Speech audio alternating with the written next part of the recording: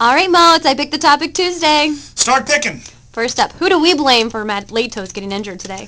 Well, I think obviously we have to blame Walt Jocketty for trading for Matt Latos and not having enough foresight to understand that Matt Latos was going to come down awkwardly on his ankle and come out of the game. I think we have to blame Dr. Timothy Kremchek for not pre-diagnosing the ankle sprain or twist or turn before it happened.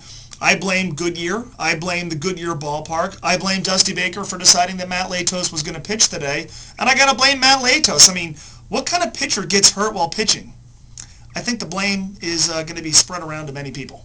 Bengals free agency good so far? Yeah, as I've said often this month, I take the offseason as a whole. Free agency, for me, and I think for the Bengals, is designed to complement the draft. The draft should be the focal point of a team and focal point of an offseason. I think what they've done so far this offseason has shifted the draft focus a little bit, but I still think they have a lot of options and a lot of flexibility. I think they have replaced some replaceable players that they lost capably. I think they've added depth, which they needed. They've added veterans, which they needed.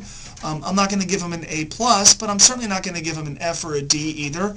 I kind of give them an incomplete because I want to see what else they do with the draft. But, to this point, and we're obviously, 5 months away from the season, I don't have any real major qualms with what they've done or what they haven't done. Best Final Four since? You're putting me on the spot with that. I think in terms of talent in the Final Four, we might have to go back to 2005, the year Carolina won it. I think that was a pretty talented Final Four. I'm trying to think just back to some in the recent history. I think we can at least say that if you look at the last 10 to 12 years of college basketball, there have been few Final Fours that have this potential. Now, there have been loaded fields, loaded Final Fours. But I think if you're looking at individual talent, look, this Final Four has arguably the best three players in college basketball, and Thomas Robinson, Jared Sullinger, and obviously Anthony Davis. And then you take all the talent that Kentucky has. We have, from a statistical standpoint, maybe the best defensive team in the country in Louisville. We have great coaches. Rick Pitino is a great college basketball coach. I think Thad Matta is a very, very good college basketball coach. John Calipari might be the best coach to not win a Final Four. And Bill Self has won a national title as well.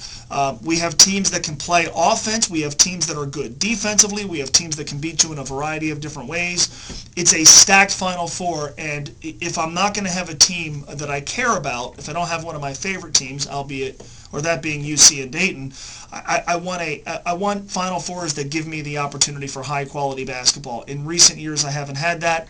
This year, I do. I think it's going to be a fun and intriguing Final Four Saturday, and we'll have predictions on Friday. Last question. Yeah. Where should everyone go for opening day? GameWorks, place to be, opening day, Newport on the Levee. Easiest, cheapest, most convenient place to park, so park there. Walk across the bridge for the game, but beforehand, come upstairs to GameWorks. We have a Kegs and Eggs breakfast. Doors open at 9. We go on the air at noon. Special guests, plenty of prizes. Bring your kids, no cover charge. GameWorks! Newport on the Levee. Be there. Should I give out my Twitter handle now? Yeah. At MoEgger1530. Should I give out my email address? Yep. Mo@ESPN1530. Should I give out my home address? No. All right, never mind. Have a great day. We'll talk to you tomorrow or later today on ESPN 1530.